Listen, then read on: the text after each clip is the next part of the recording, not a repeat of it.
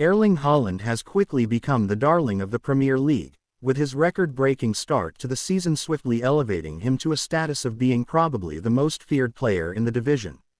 At the same time, Mohamed Salah has largely endured an underwhelming start to the campaign. But after a Champions League treble in midweek, the forward made the difference as Liverpool beat reigning champions Manchester City 1-0 at Anfield on Sunday. Salah's winning goal was just the tip of the iceberg. His performance showed he's truly back, and Liverpool's fighting spirit proved they are still, despite what the table says, one of England's two best teams.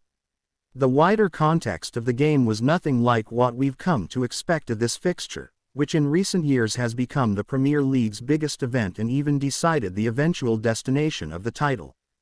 Jurgen Klopp conceded on Friday that while this may well be a title-deciding match again in some respects, it wasn't going to be Liverpool's trophy hopes on the line.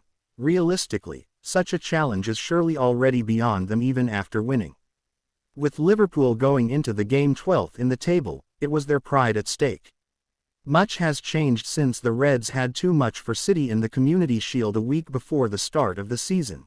The perception of Haaland, first and foremost.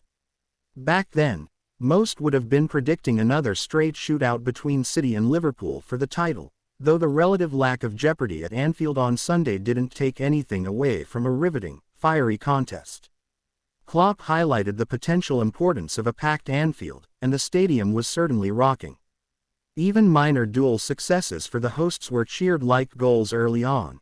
It was fierce, with meaty tackles flying in all over the place. While on the touchline the two managers snarled and barked at poor decisions and questionable refereeing calls like rabid Rottweilers. Klopp's late red card wasn't particularly surprising. Of course, for City all eyes were on Haaland.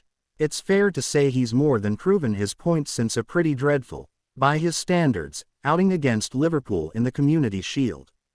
Though, for someone as ultra-competitive as the Norwegian, there was still probably a part of him desperate to be decisive because of that day.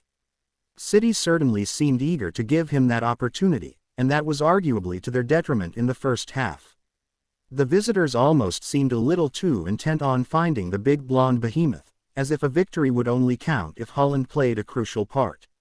One such incident saw an opening carved open for Phil Foden, but instead of a first-time shot after being fed by Haaland, he checked back, ran into danger and then the attack petered out.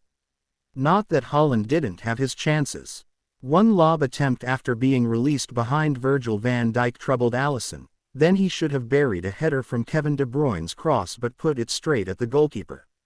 On the other side of things, Salah looked eager to remind people he was the Premier League's top attacker. The Egyptian took the game to City and was electric in the first half. His movement, strength and dribbling all troubled the visitors' defense. The problem was opportunities weren't necessarily flowing. That changed at the start of the second half. Salah spun Ruben Dias and latched on to a Thiago Alcantara pass into the City half, playing him through on goal.